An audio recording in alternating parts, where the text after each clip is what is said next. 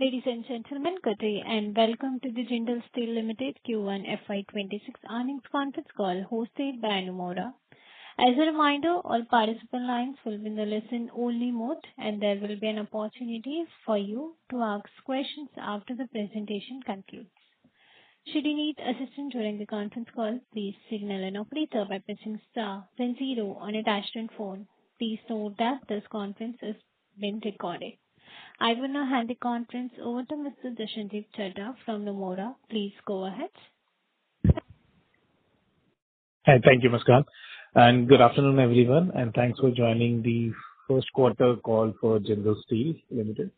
I'll quickly hand over to Mr. Vishal Chandak, the head IR and strategic finance, and he'll take you forward.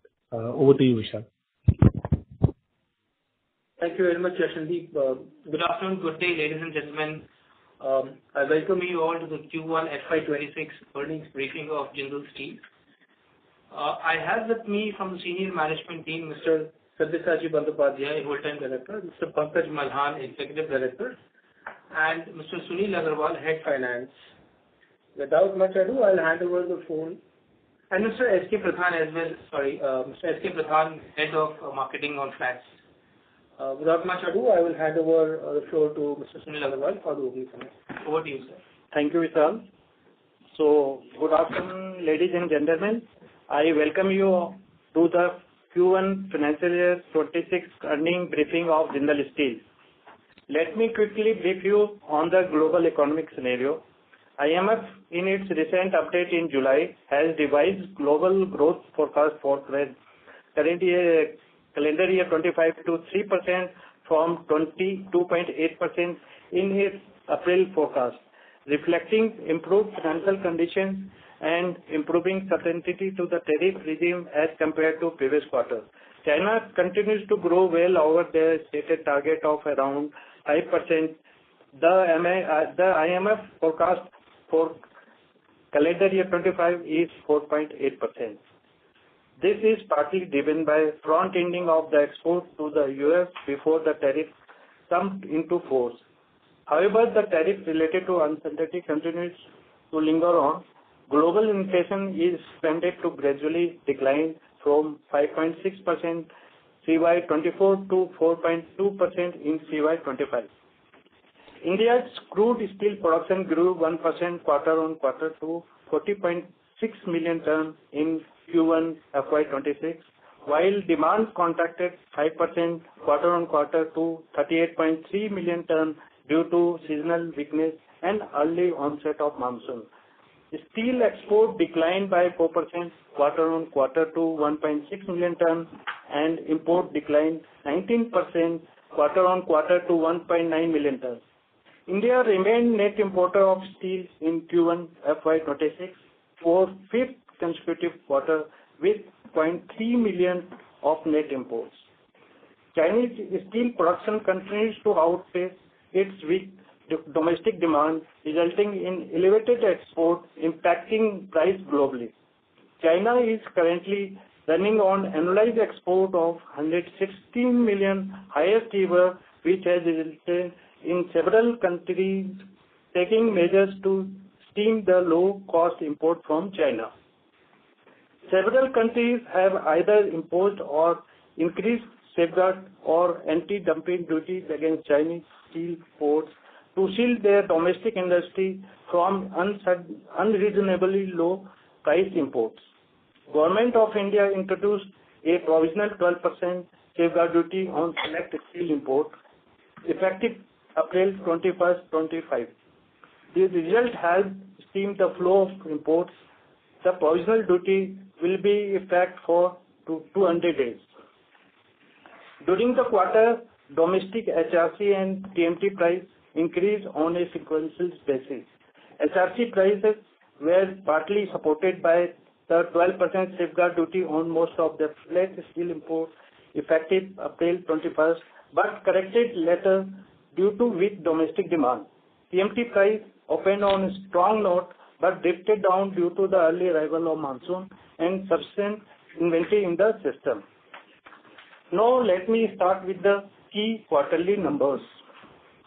Production during the quarter one was marginally down by 1% quarter-on-quarter to 2.09 million tons.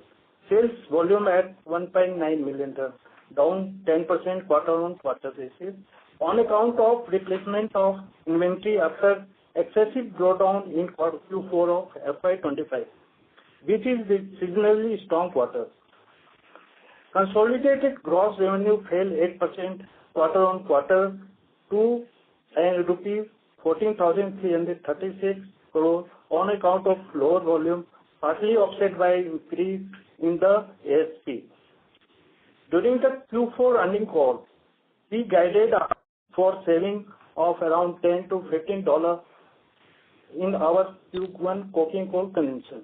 Our actual coking coal cost has reduced by $11 per ton, in line with our guidance. Consolidated adjusted EBITDA for the quarter stood at rupees 2,984 crore and adjusted EBITDA per ton stood at rupees 15,680 per ton, which is up by 35% on quarter-on-quarter basis. Consolidated PAT for the quarter stood at rupees 1,496 crore, which is 36% higher than the adjusted PAT on quarter-on-quarter basis. The strong financial performance was driven by higher ASP and lower input costs, including reduction in conversion cost. Coming to our debt profile, our consolidated net as at 30th June was 14,400 crore, which has increased by rupees 2,443 on a sequence basis, primarily on account of working capital build-up. Accordingly, net debt to EBITDA stood at 1.49 times at the end of the quarter. We reiterate our commitment to cap the net debt to EBITDA at 1.5 times, underscoring our position as one of the strongest balance sheets in the industry. On total capex in the quarter stood at rupees 2,226 crore. Out of our total annual announced capex of rupees 47,043 crore, we have spent rupees 28,150 crore till 30th June 25. On mining front, we have won Roida 1 iron ore and manganese block in Odisha. This block has an EC capacity of 3 million tons per annum and estimated reserve of approximately 126 million tons. The company has already started extraction of iron ore from this mine. We plan to extract around 1.6 million tons in FY26 from this mine. I am pleased to share that we have successfully commissioned our first 0.2 million ton continuous galvanizing line at Angul. This makes an important milestone in our journey and reinforces our commitment to deliver high-quality, value-added steel products to meet the evolving needs of diverse industries. As informed previously, the commissioning activity of Blast Furnace 2 have already begun with the lighting of 3 gas stoves in Q4 FY25. We are on track to deliver the first hot metal from Blast Furnace 2 in this month. Rest of the project, including BOF2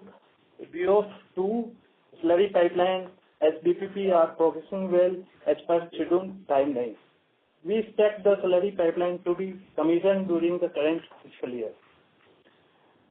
For Q2 FY26, we expect the consumption cost of coking coal lower by around $5 per ton. The iron ore costs are currently flattish on quarter-on-quarter basis. Domestic steel prices are currently lower by 5 to 7% compared to Q1. While prices are soft currently, but the early indicators suggest that the possibility of turnaround soon. However, it is a little early to talk about how Q2 shape up. With this, I open the floor for question and answer. Thank you. Thank you very much. We will now begin the question and answer session. Anyone who wishes to ask question may press star and one on the touchtone telephone. If you wish to remove yourself from question queue, you may press star and two. Participants are requested to use handsets while asking a question. Ladies and gentlemen, we'll wait for a moment while the question queue assembles.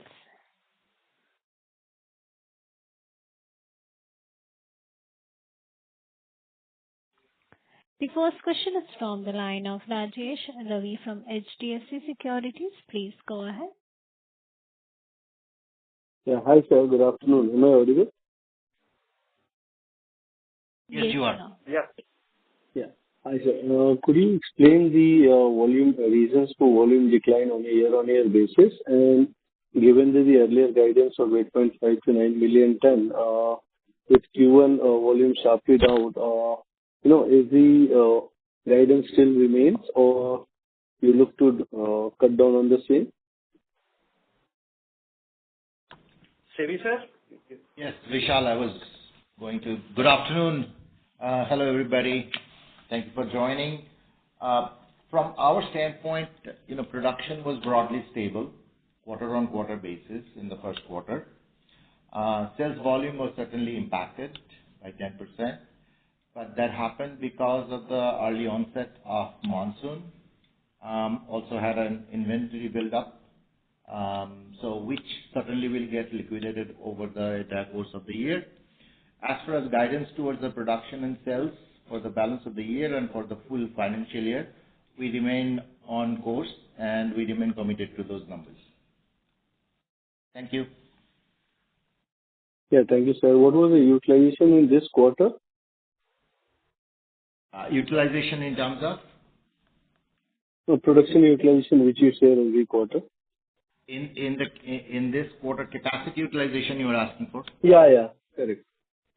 Yeah, so we were roughly about, I would say 90%, 92%. So, can I take this question? Yeah, Sunilji. Yeah. In our basically Raigad plant, our capacity utilization was 95%, and Angul we are roughly around 84%. On an average, we can say that's a blended 90%. Okay, because March you had mentioned capacity utilization of 85%, and from there sequentially volumes are down 1%.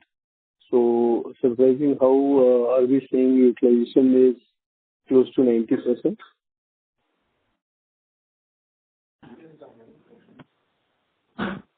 So I think basis The audio is not clear. Can you please repeat the question? I'm saying in March quarter press release and presentation, utilization was mentioned for company at 85%, with production numbers shared at 2.11 million. With 2.09, it should be lower than 85% because we mentioned closer to 90%. So if I look at the capacity at this point of time, this is Angul and Raigad, without the additional capacities that are yet to come in Angul, we are broadly at about 90% of our capacity utilization. As Sunilji talked about, Raigad plant running at about 95% and Angul at about 85%, 84-85%. Overall, we can say that last quarter it was 88% and current quarter is 87%. 1% production is down from quarter-on-quarter. So Rajesh, just Understood. Yeah. Just clarify, the capacity utilization is down by just 1%. Production remains stable. The decline is on the volume. Production remains stable. Sure, thank you. I'll come back in queue. Thank you. The next question is from the line of Amit Dixit from Goldman Sachs. Please go ahead. Yeah. Hi. Good afternoon, everyone, and thanks for the opportunity. Congratulations for a good set of numbers. A couple of questions from my side. In the presentation deck, while you have mentioned on the slide 32 about the timeline of blast furnace 2 commissioning, which is Q2 FY26.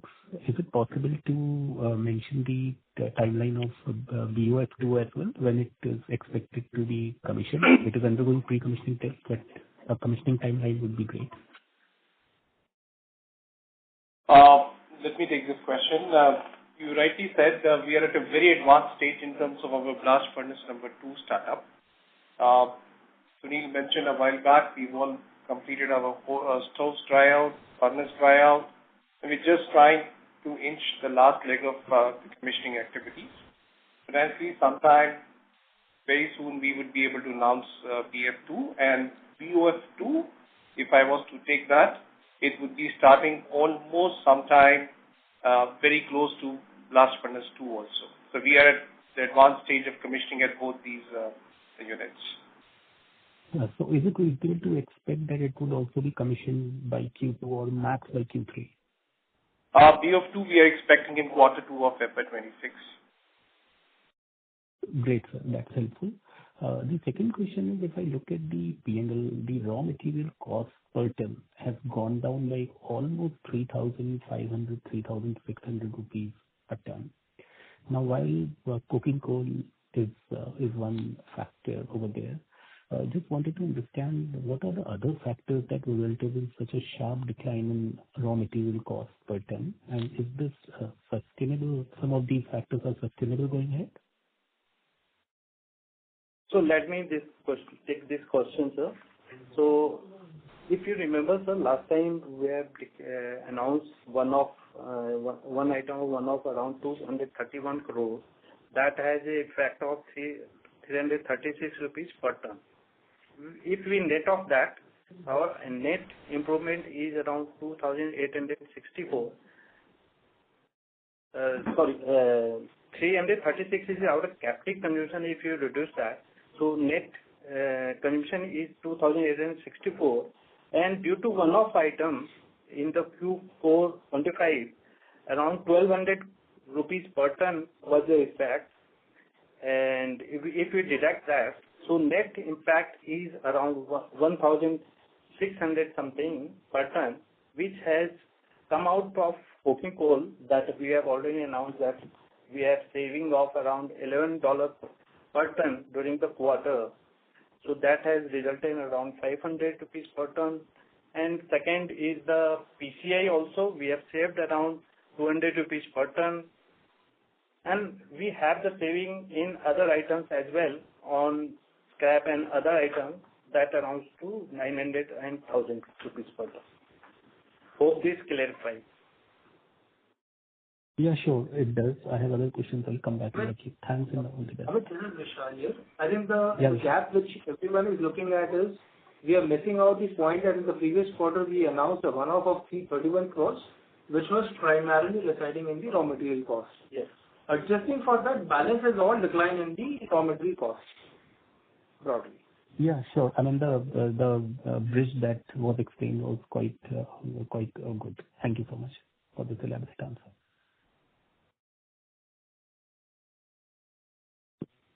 Thank you. The next question is from the line of Amit Murarka from Axis Capital. Please go ahead.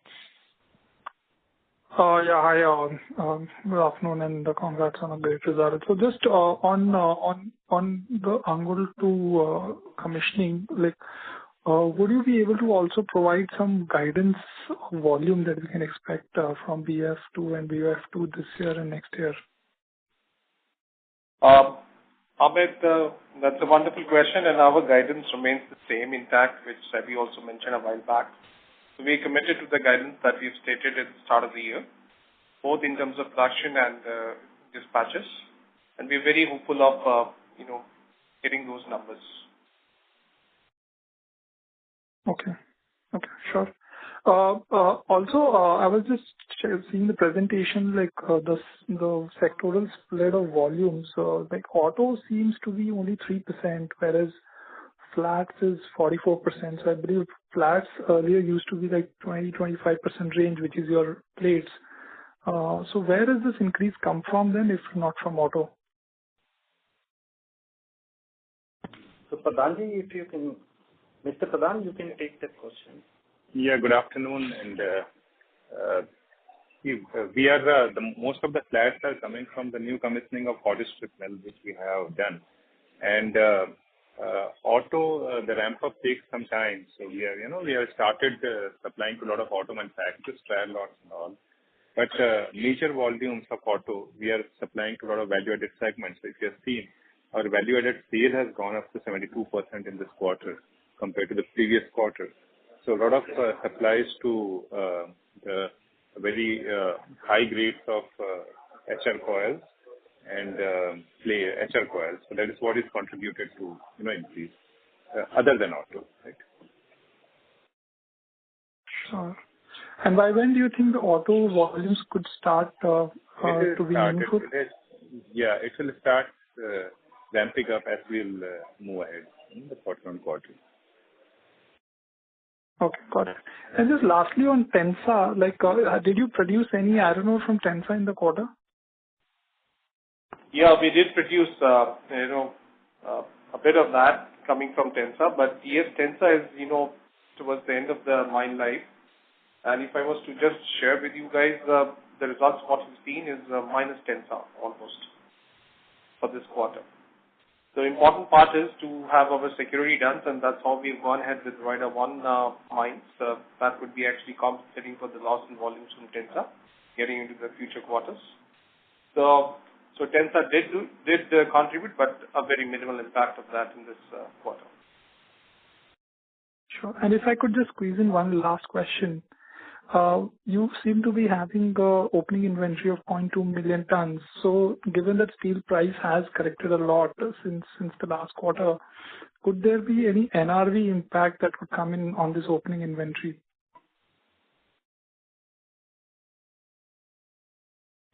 Yeah, so certainly the effect of price reduction maybe, but we are maintaining that inventory from the quarter-on-quarter basis. And it will sequentially have the effect. Since now the prices are moving upwards, so we don't see much effect of that. Sunilji, if I may add, in fact, on an aggregate basis, we do not anticipate any major impact at all. It's going to normalize itself, and we actually stand with a position of gaining a little bit from the price depressions that happened, and now regaining back its ground. Sure. Thanks a lot and best wishes. Thank you. The next question is from the line of Prithvi Jonsa from Anand Rathi. Please go ahead. Yeah, hi. Thanks for the opportunity. My first question pertains to the net debt position. I believe this is the highest threshold level we have reached post 2021, right? And in the opening remarks, informed all of us that this is like 1.5x is the threshold. So it is fair to assume that this is the peak, and from here on going forward over the next 2 to 4 quarters, we should see some debt reduction happening once the facility comes up on our street. Sure. So we are seeing this as a peak because I have spoken that we have built up the inventory in Q1 for around 2,400, which is getting liquidated in Q2. So that will facilitate the reduction in the steel cash. That will improve our cash position. And now we are going to start the blast furnace and our BF2 that will start contributing. And we don't see this 1.5 breaching anymore. So we are at the top of our net debt to EBITDA limit that we have set. Perfect. This is Vishal here. Let me reiterate over here. We had an inventory build-up which led to a working capital pile-on. We still have contained the net debt to EBITDA at 1.5 times. We have an accelerated payout because the facilities are commissioning. Cash flows are yet to come in. We have still maintained net debt to EBITDA at 1.5 times. 1.5 times is sacrosanct to us. It's a red line. We will not breach. I reiterate, we will not breach. So, coming quarter 3, the situation will automatically improve. And let me reiterate, in Q2, we have already crossed almost half of the Q2. We are still below 1.5 times. So I think the stress is beyond us now. We are looking for some good times ahead. Thanks. Sure. Thanks, Vishal. Thanks. Really helpful. My next question is pertaining to the value-added side of the business, right? I believe the 72% is one of the highest in the industry. Usually the industry is around 60 to 65%. Now, number one, how confident are you to, ramp up from here on, say, 72 going forward? And just a very technical question, like what do you perceive as a value-added product? Is it after a certain conversion, what is termed as a value-added, or how do you perceive a certain product to be a value-added? Like what quantifies or qualifies it as a value-added? So, could I take it from you, Vishal? Yeah. Pradhanji, please go ahead. Yeah, okay. So, good afternoon. So, value-added in our case, see, category to category, it's much different. But then, whatever as if you take a thumb rule or take a benchmark, then anything above 850 MPa strength or value-added in plate, in HR coil, we are most of the high carbon, medium carbon, different grades. So it is the grade which defines whether we treat it as a value-added or not value-added, and the jump in realization. These two parameters we consider when we're deciding whether the product we will treat the value-added or not value-added, and it's consistent. So, can I add to that, Sushil? Yes, sir.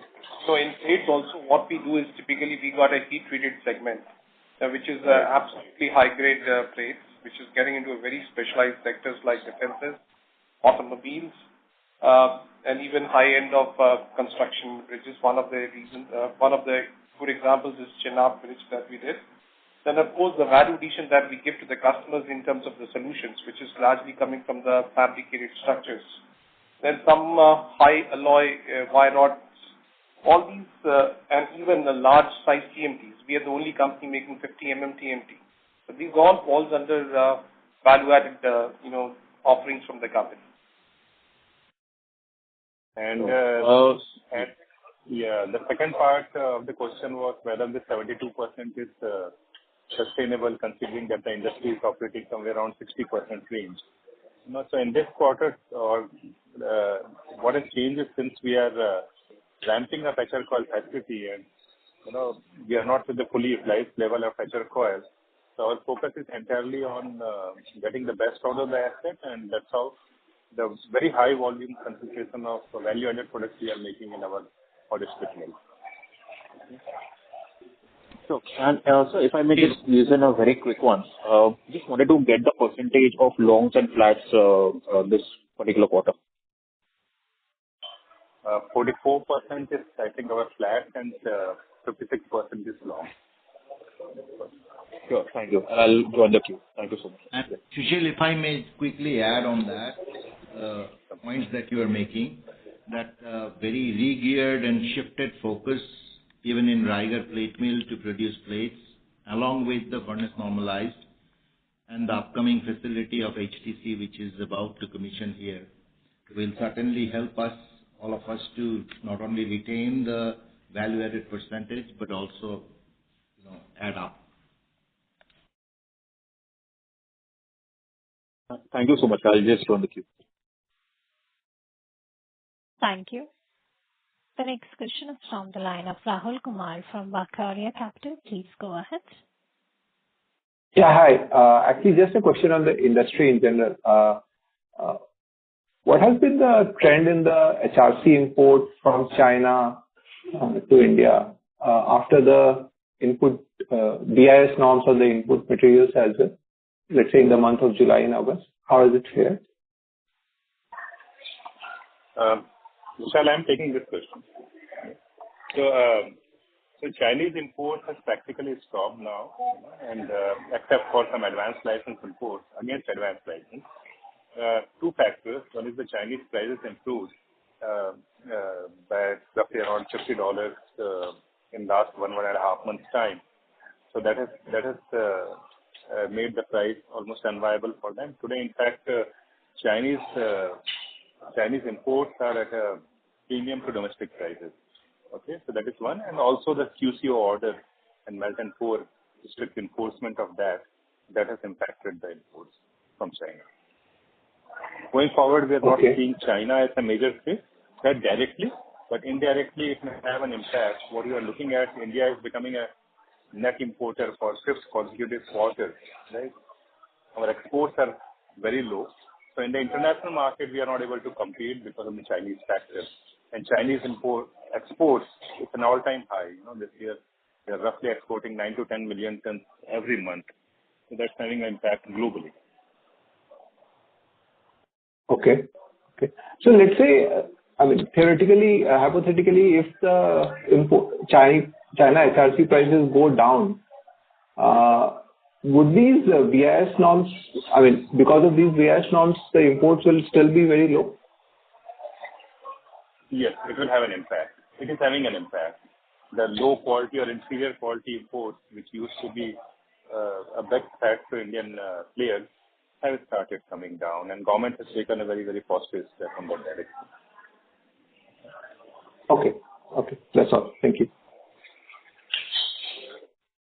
Thank you. The next question is from the line of Satyadeep Jain from Ambit Capital. Please go ahead. Hi, thank you. This first question on the projects, while you mentioned DAF, BOF, and slurry pipe, and just want to get an update on some of the other projects like the QNT line, color-coated galvanized, and also in the railway rakes that you were looking to acquire. And tied to that would also be that there was a news report earlier, a press release by government that JSPL has been selected for financial assistance incentive on the 2 million ton coal gasification. You didn't understand, is that a new coal gasification plant? Because you already have excess, seems like you already have sufficient coal gasification at Angul right now. So just wanted an update on projects and also this coal gasification before I move to the raw material question. Okay, let me have this question.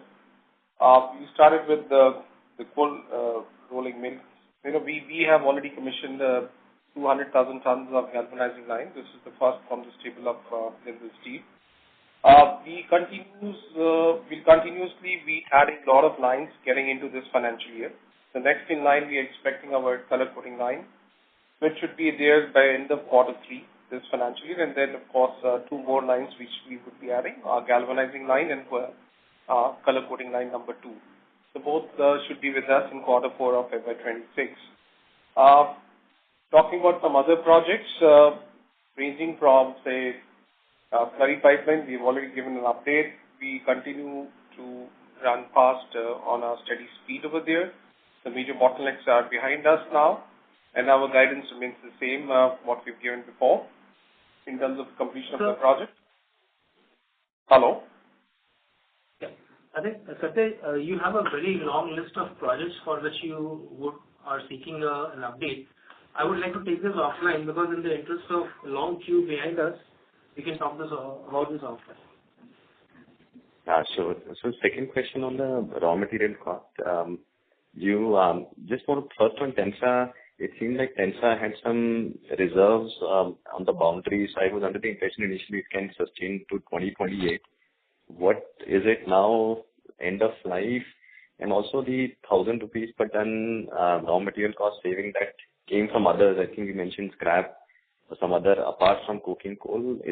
What was that? Is that sustainable, the non-coking coal related cost savings that you saw in the quarter?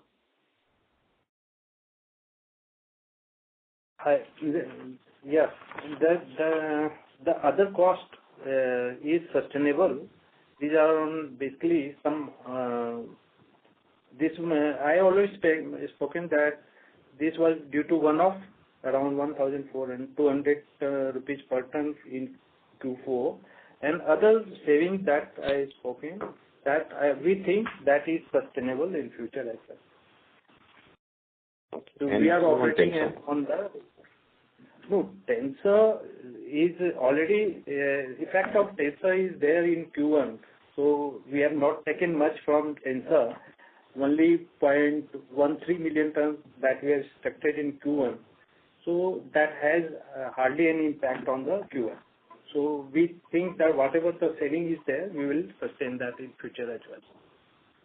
So, Satyadeep, if you look at our results and the opening remarks in which Mr. Pankaj Malan also mentioned the minimal amount of intake from Tensa mines. So I don't think even if you discard the effect of Tensa mines, the results are broadly purely operational on that front. Can I add to that, Vishal? I think we spoke about Tensa. Tensa, of course, got a minimal impact onto our quarter one results. Mostly it is backed by some kind of, improved value in use items and operational excellence, which has actually led us to cut down our cost. And going forward into quarter two, of course, we all know this is a seasonal quarter, and of course there are monsoon challenges with any steel company. But we are very hopeful of getting back, to our, sustained position of these operating excellences, getting into the subsequent quarters also. Okay, thank you so much. Thank you. The next question is from the line of Sumangal from Kotak Securities. Please go ahead. Yeah, good afternoon. So my first question is on thermal coal. Just want to understand what was the mix in 1Q and how are we benefiting from more and more captive coal, and how is it going forward in the coming quarters? Let me take this question. Utkal C continues to be performing well for us. Quarter one, if I was to say, our 95% of the thermal coal came out of our own mines. We continue to have some FSA, small amount of that with the MCL mines. Getting into the subsequent quarters, we've already announced that Utkal B1 is expected to be on track in this quarter itself. So we should be able to actually meet our coal requirements from our own mines getting into this financial year. Understand. And sir, what would be a delivered cost or at least comparison with linkage coal and e-auction versus captive? This is a very specific question. I don't want to take that. But yes, there is a delta of around 3 to 4%. That is what I can say as of now in terms of using our own coal versus the bought-out coal. Okay. And so when do we expect Utkal B2? Any timelines there? So we are already there. It's being a monsoon season and there are some delays, but we are expecting the coal to be with us start of quarter three. Utkal B2, I guess some approval. B1. Sorry, I mentioned about B1. Okay. So any update about B2? When do we expect? I think that's the last mine in our portfolio, right, where we are awaiting approvals.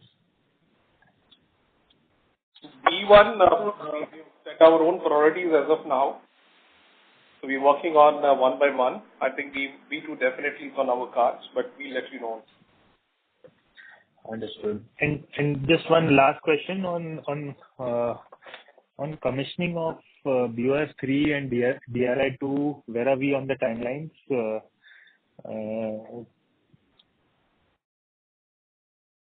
So on DRI2, of course, that's one project which we've already announced our revised timelines, which is into FY27.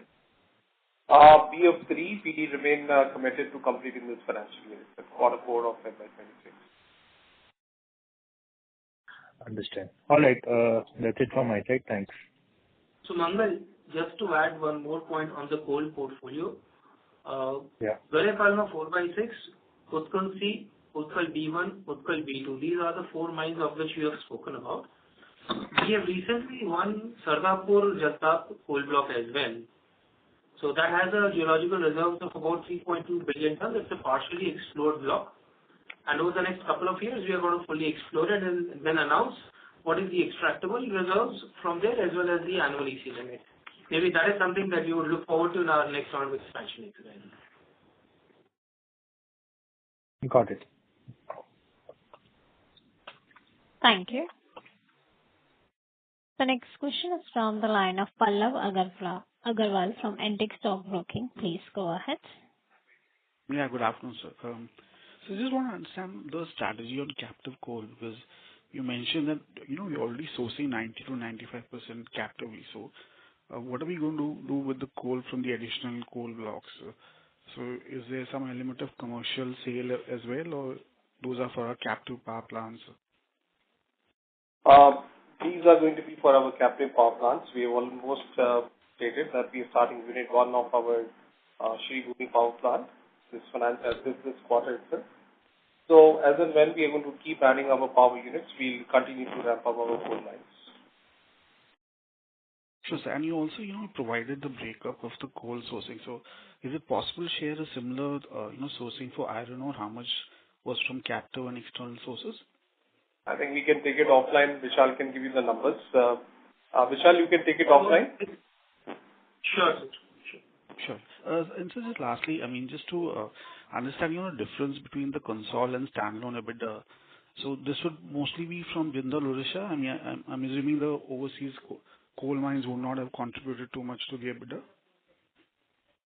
Yeah. So this is I will take it, Pankaj. So this is mainly from the Odisha project that we have started. Mainly from that. Sure, sir. I mean, it would help us, because this is ramping up. Maybe you could get some separate brief, summary of the production and profitability that would help us in our modeling purpose. So, just a request. Certainly, going forward, when we'll start the production from this new project, we will give separate if required. See, Pallab, the way you should look at it is, Jindal Steel India is an entity that you should model in your models as well. Because if you start modeling between Jindal Steel Odisha and Jindal Steel Limited, there would be a lot of confusion between the transfer of material from one plant to another. So you should avoid that. Just build in a single model. That would help.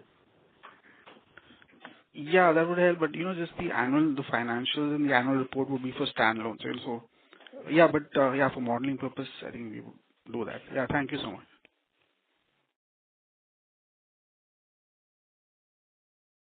Thank you. The next question is from the line of Pratik Singh from DAM Capital. Please go ahead. Hey, hi. Thanks for the opportunity.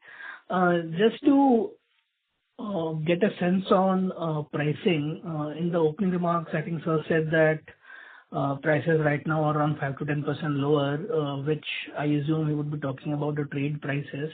So given a very high share of value-added products in our mix, is it a possibility, like we have seen this earlier also, that while the trade prices fell quite a bit, but our realization did not fall that much in one of the quarters, I think around 2 years back. So is it a possibility that the fall that we might see this quarter would be much lesser than what we are seeing in the trade markets? Is that something which we can assume?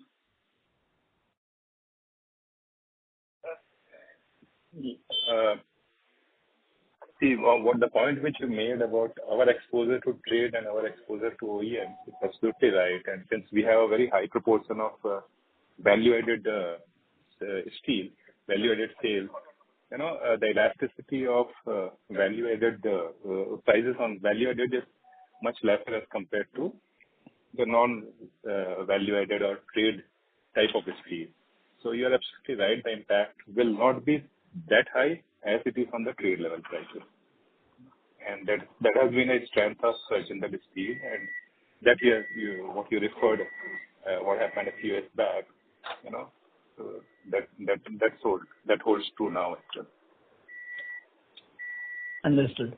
And just a bookkeeping question, otherwise I'll take it offline. Can you give us the split of the acceptances, revenue and capex?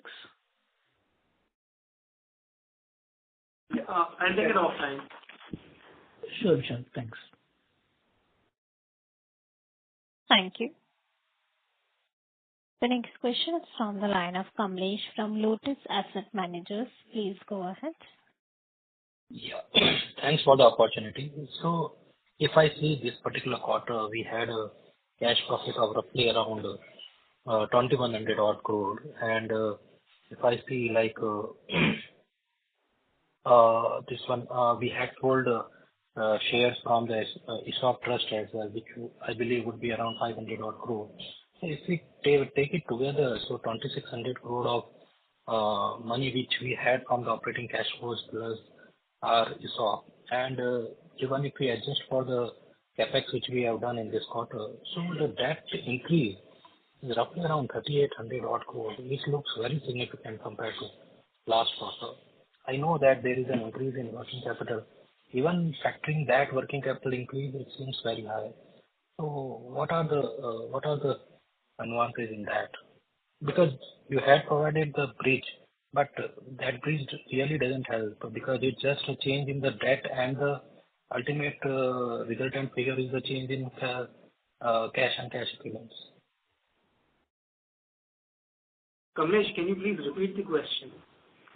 So I mean to say that why there has been such a sharp increase in debt quarter-over-quarter of 3,800 crore rupees, and given the fact that we had such a strong cash profit generation of 2,100 crore in this particular quarter and 500 crore of realization from the sale of ESOP trust shares.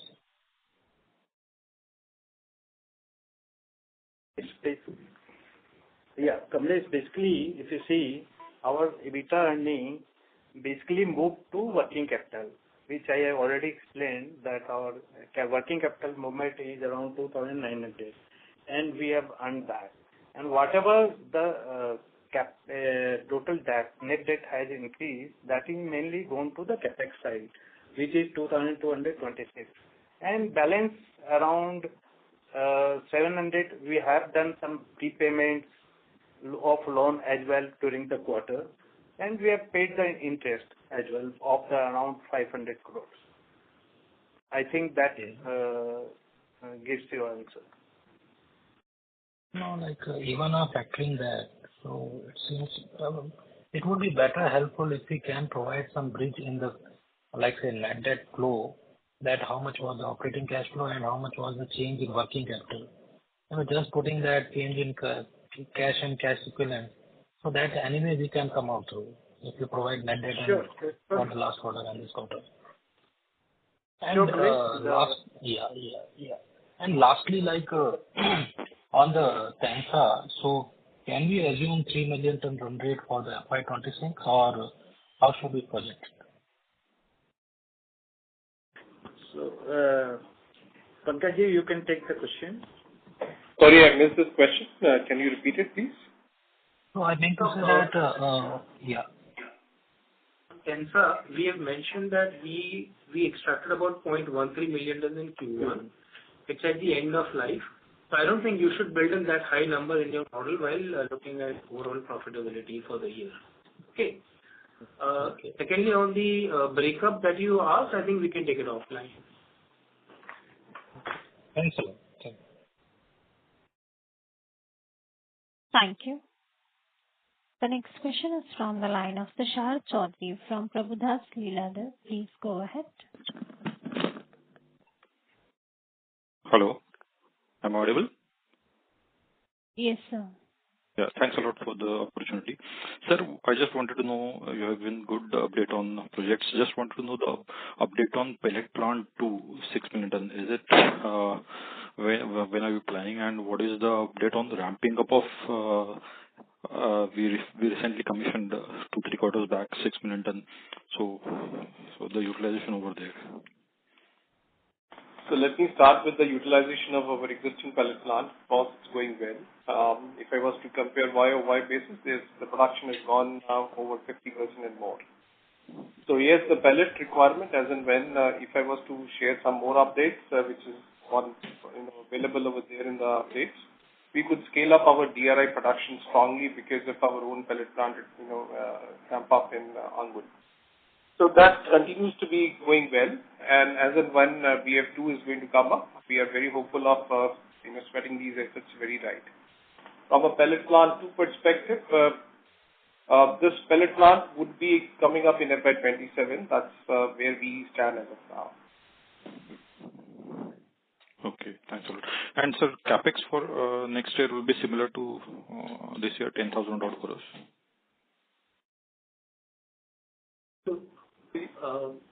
Tushar, in our capital allocation framework, we have mentioned already that on an annual basis, we'll do a capex of 7,500 to 10,000 crores. But for FY27, it's too early to give any guidance. We'll come back to you during the Q4 results for the next year's guidance. Sure. Thanks a lot, and best of luck. Thank you.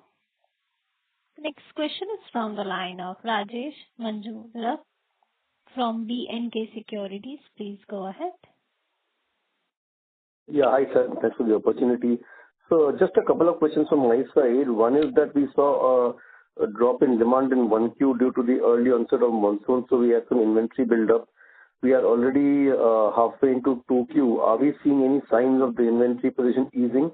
And are we seeing an early monsoon withdrawal plus festive season being preponed this year, adding to demand factors in 2Q, which will lead to a drawdown in inventories and increase in sales volume? That was the first question.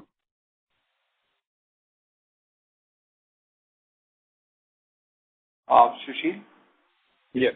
So this time the monsoon has arrived a little early, so the demand season started tapering down. The monsoon effect started somewhere in the month of June, but then we are in the month of August now, and we have already started seeing the sign of revival of demand from the construction side.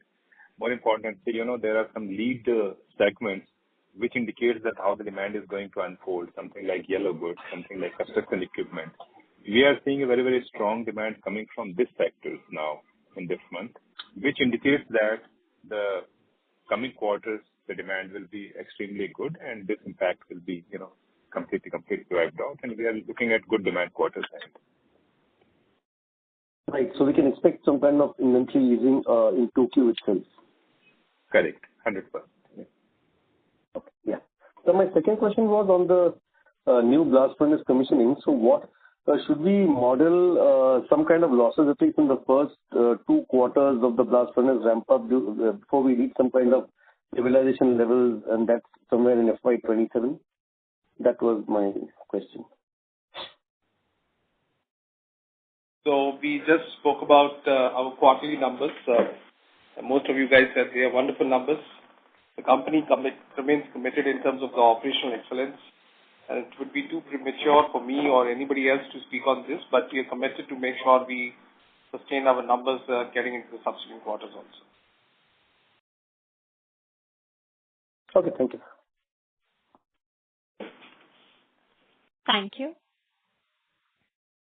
A reminder to all the participants, you may press star and 1 to ask questions.